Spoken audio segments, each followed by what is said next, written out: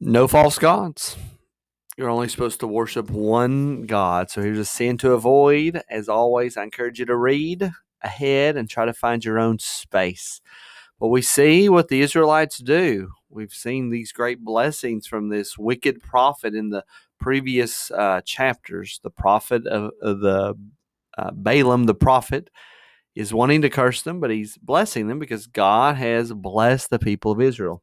Now we see that the Israelites are going to bring a curse on themselves. While they lived there, the people began to whore with the daughters of Moab. So the Moabites are the ones that were that were attempting to curse the Israelites, and now we see that the men are getting with the girls of Moab. And as we will find out, that this is under the advice, we find this in chapter 31 of Numbers.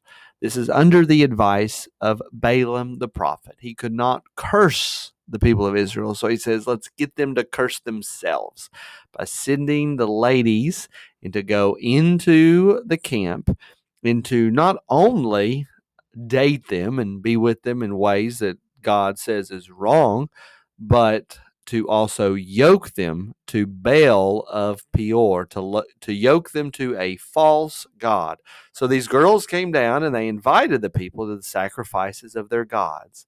And what did the Israelites do? They ate and bowed down to their gods. So what Balaam could not do with his words, he did with the actions of these ladies as they send them into the camp of the Israelites. So the Lord said to Moses, take all the chiefs.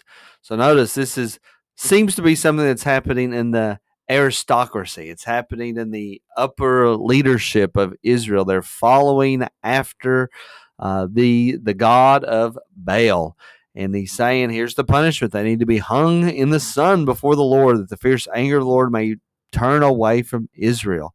So he says, each of you kill those of his men who have yoked themselves to Baal of Peor. And apparently, right as this happening, one of the people of Israel came and brought a Midianite woman, a lady from Moab. And it was in the sight of Moses and in the sight of the whole congregation of Israel. They were probably drunk, I'm sure, doing sexually immoral things and then also worshiping a false god. So Phinehas, who's the son of Eleazar, who's the current high priest now, he saw it, and he rose and left the congregation, took a spear in his hand, went after the man of Israel into the chamber and pierced both of them, the man of Israel and the woman, through her belly. Thus the plague on the people of Israel was stopped. Nevertheless, those who died by the plague were 24,000. Terrible, terrible, terrible. And we see the judgment that falls. We see the judicial law. You do not follow other gods. You do not practice sexual immorality this way. And oftentimes that happens. Sexual immorality is oftentimes today, as well, not just in ancient times, but sexual immorality is paired with false worship. And it can just take you down deep, dark places. So God actually commends Phinehas. Phinehas, the son of Eleazar, son of Aaron the priest, has turned back my wrath from the people of Israel, in that he was jealous with my jealousy among them, so that I did not consume the people of Israel in my jealousy. I want to talk just for a moment about Jesus. We need to remember what Phinehas did. He took a spear and ran it through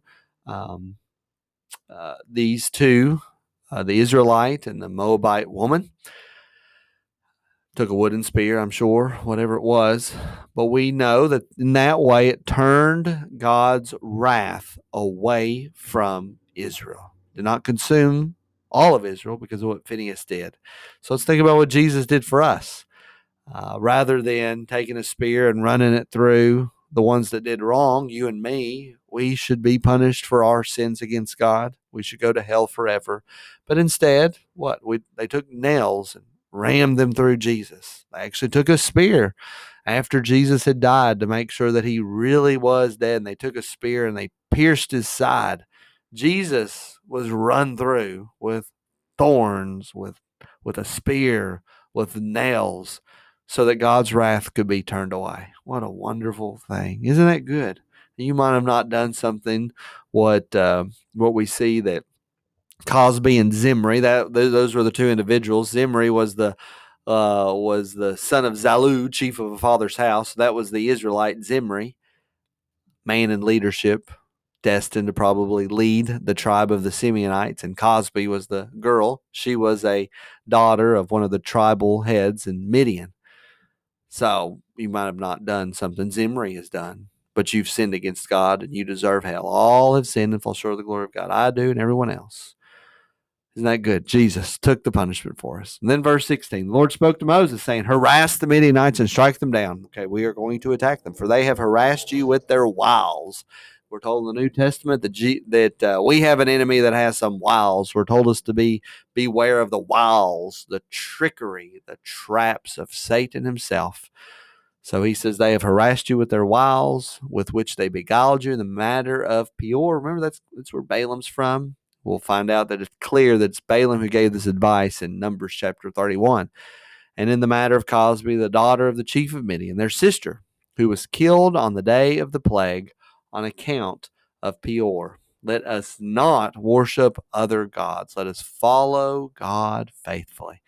Pray that has been a blessing to you, and I'll see you in the next video.